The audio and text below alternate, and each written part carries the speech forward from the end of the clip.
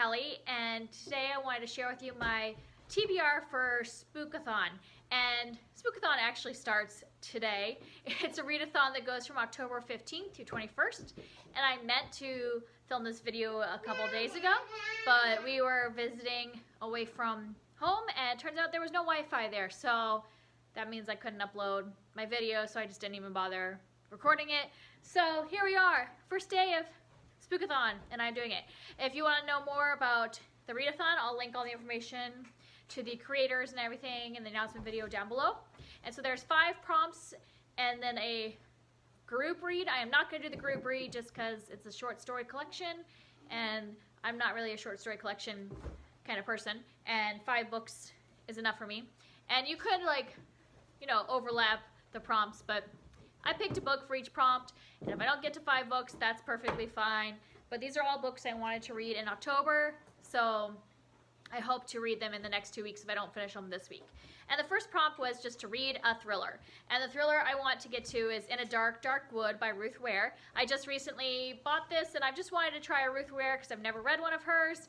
And she's like one of those popular thriller writers, and I just wanted to see if it's any good. And I don't really know anything about the plot. I just got it because it's Ruth Ware.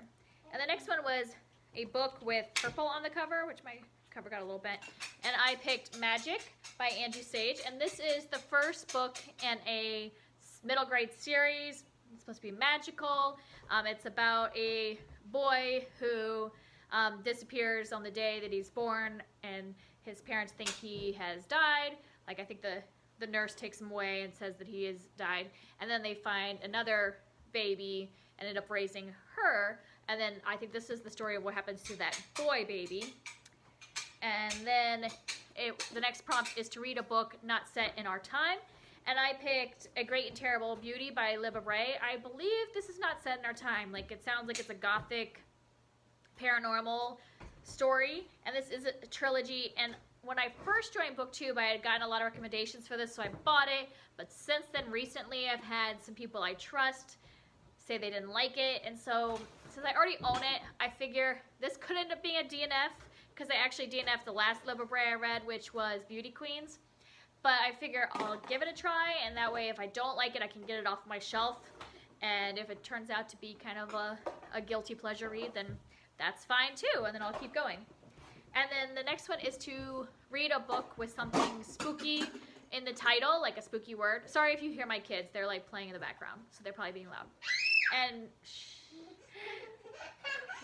I picked If We Were Villains by ML Rio, and this is what I did for my Try a Chapter thriller, and I was interested to continue, so I am going to continue with it, and I figure villains is a spooky kind of word. And this is about a group of Shakespeare theater students, and something happens. I don't know if somebody dies or whatever. They get involved in a crime, and how kind of the secrets behind it.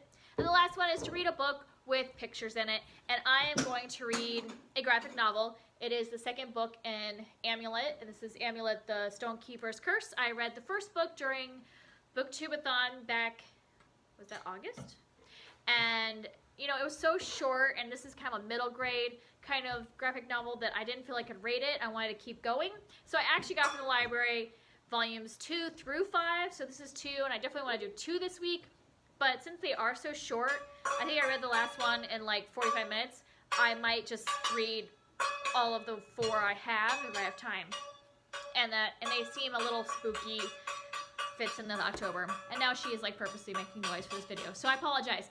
But those are my 5 books that I want to read for Spookathon. If you are reading something spooky right now, I'd love to hear it, and I'd love to give more recommendations for kind of more October-y reads. So if you have something that you're enjoying, let me know down below. Or if you've read one of these and liked it, put something down in the comments about that. All right, see you later. Bye.